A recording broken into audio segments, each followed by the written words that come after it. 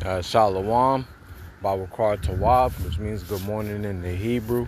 I like to start off by giving all praises, all honor, all glory unto Yahweh Bahasham, Yahweh Shai, Bahasham, Rakaha Kodash. I like to give double honors unto the apostles and elder bishops, CT bishops, Connecticut bishops, and elders of Great Millstone, all the elders of Great Millstone, who rule well, taught me this truth. Peace and salutations to the Akim, preaching this word with truth and sincerity around the four corners. You know, like Elder Malcolm would be saying, risking their lives and freedom to do so, now more so than ever. Shalom to y'all. Peace and salutations to the Israelite foreigners, the Israelites that live amongst the heathen that look like some of those heathen, like Elder Malcolm teaches. This is not a black-only thing. This is an Israelite thing. So you're going to have Israelites coming back into the fold looking like some of the nations that they were scattered to. So shalom to the scattered sheep, the speckled bird, and peace and salutations to the Akim and the few Akwat that listen and learn in silence. You know, shalom to the true believers, the true worshipers of Yahweh Bahashem, Yahweh Shai. Those are the hopeful elect. It's your brother Yahweh the Ba, just coming back in the spirit and theme of prophecy.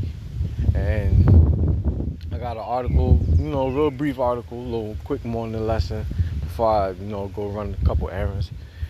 And I wanted to speak about, I'm going to read a little bit of the article that I got from my brother, shalom to him. And I'm going to get a couple precepts, and Lord's willing, this to be edifying. I believe it has to deal with Donald Trump and the Canadian fires. So we're going to read a little bit of this and then get a couple of precepts.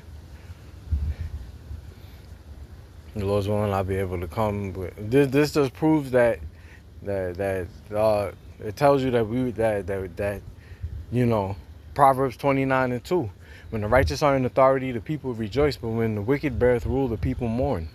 And this is from AlJazeera.com, and it says Trump threatens Canada with steeper tariff costs over wildfire smoke.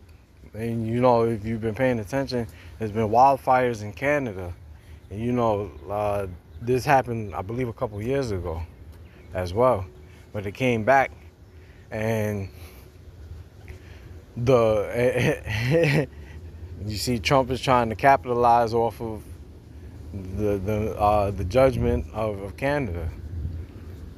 It says the U.S. president has frequently pushed false claims blaming the mismanagement of rival politicians for large wildfires. And this was published the 17th of July, which was, I believe, this past Friday. And it says, United States President Donald Trump has threatened to impose additional tariffs against Canada as a penalty for the wildfire smoke that has clouded cities across North America. Yeah, a couple days ago, I noticed when I came outside, the whole sky was like covered. It looked a little orangey-ish. It looked like light orange. The sun looked like it was blocked out.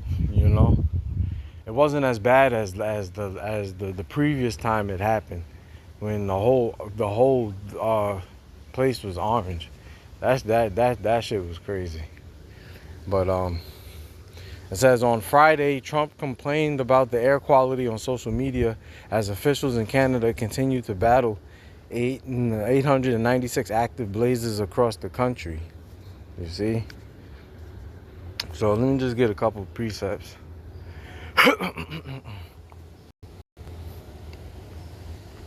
And the first precept I want to get is I'll get Proverbs, but the first precept I want to get is Isaiah chapter 19 verse 4, and it says, "And the Egyptians will I give over into the hand of a cruel lord, and a fierce king shall rule over them, saith the Lord of hosts." You see, Yahweh of hosts. And basically, Dictator T, like the elder Hawad say in North Carolina, he is that cruel lord. Salaki. He is that cruel lord. You're sitting here putting tariffs on basic and on Canada, and Canada is supposed to be an ally. Let me get this. This is the book of Obadiah, chapter 1, verse 7. It says, and I'm going to read it in the NLT because it hits hard. It says, all your allies will turn against you. They will help to chase you from your land. They will promise you peace while plotting to deceive and destroy you. Your trusted friends will set traps for you, and you won't even know about it.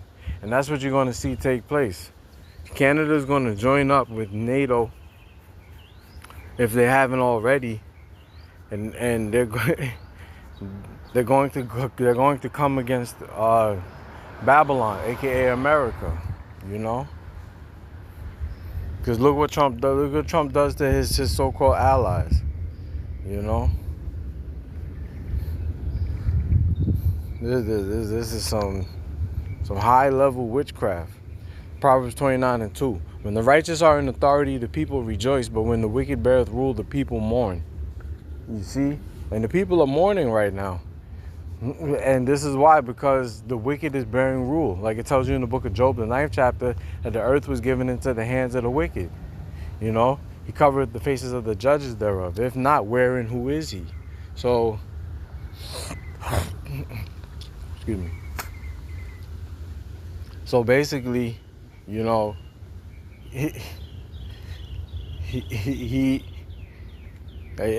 by process of elimination, you would have to say is Esau. This is the self-proclaimed so-called white man. Because the Lord said that if not him, then where and who is he? The Lord gave the earth into his hands. You know?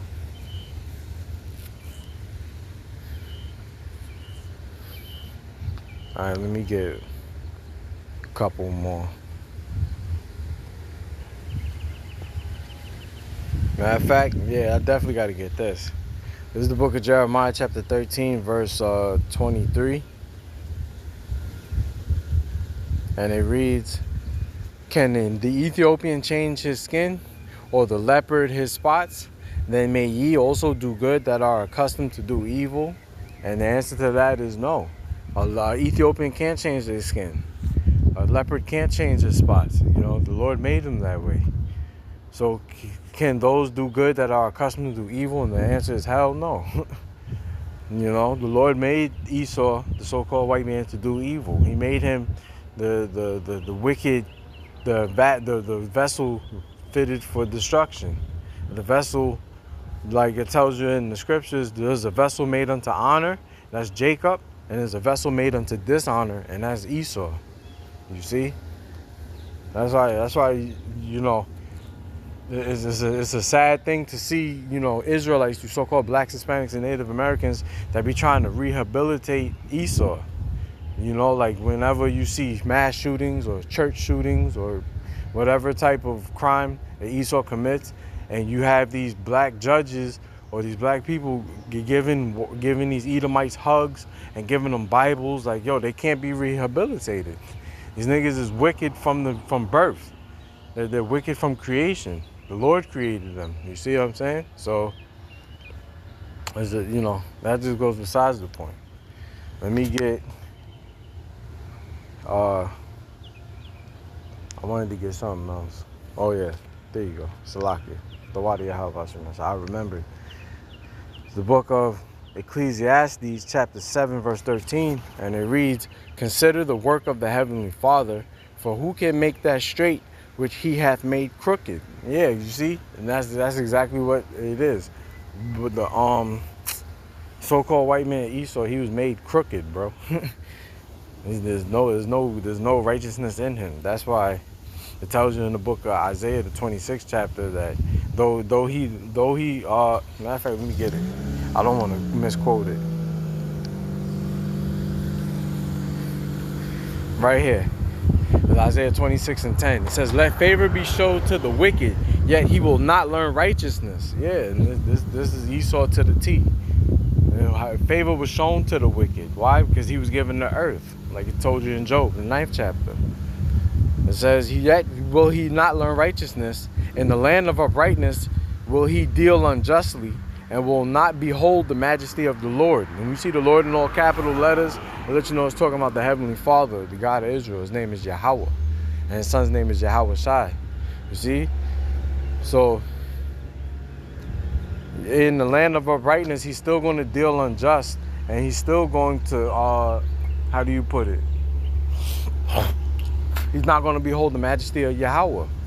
That's why throughout the scriptures, the Heavenly Father has it set in his heart to destroy this man and his race.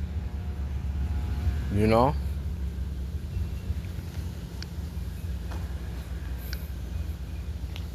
And as far as Trump doing them tariffs, it says this is Isaiah chapter 10 verse 1, and it reads, "Woe unto them that decree unrighteous decrees and right grievousness which they have prescribed." You see, and putting tariffs on Canada, the tariff is nothing but a tax, you know. So Esau putting taxes on another Edomite in Canada, basically the northern neighbor, is basically a unrighteous decree, you know. Matter of fact, now that I think of it, the water, how about Shem Yahushai? This is Mark chapter 3 verse 23, and I'm gonna start and I'm gonna end it here. It says, "And he called them unto him and said unto them in parables, how can Satan cast out Satan?" This is Yahushua talking to his disciples. It says, "And if a kingdom be divided against itself, that kingdom cannot stand. And if a house be divided against itself, that house cannot stand. And if Satan rise up against himself and be divided, he cannot stand, but hath an end." And that's what you're seeing. You're witnessing the downfall of Esau's kingdom. You see, he's going against himself, he's going against other nations, and he's losing every time. You know, we're in a time of prophecy. You know, the spirit and theme of prophecy, like it tells you in Revelation, the 19th chapter. You know, the testimony of Yahushua is the spirit of prophecy. We're in a time of prophecy and judgment, and the judgment for Esau is that he's going to come down out of power. He's going to get put in slavery and captivity when Yahushua returns, and his kingdom is going to get destroyed when Yahushua returns, and the Israelites, the so-called blacks, Hispanics, and Native Americans, are going to rule over your oppressors, you know, Esau and these heathen nations, for 1,000 years. And after that 1,000 years is up, Esau is going to get rounded up and exterminated. There's not going to be any more Edomites. That's his judgment. And let me clear that up. Let me clear that up. The Israelites are going to rule for eternity, not just 1,000 years. It's just that after 1,000 years, Esau is going to be eradicated and taken off the face of the earth. You're not going to see any more Edomites, and that's a beautiful thing. I'm getting tired of looking at you damn devils. You know. But yeah. I mean, that's about it. That's all I wanted to bring out. Lord's will, you was edified. Until next time, I'm going to say shalom to the elect.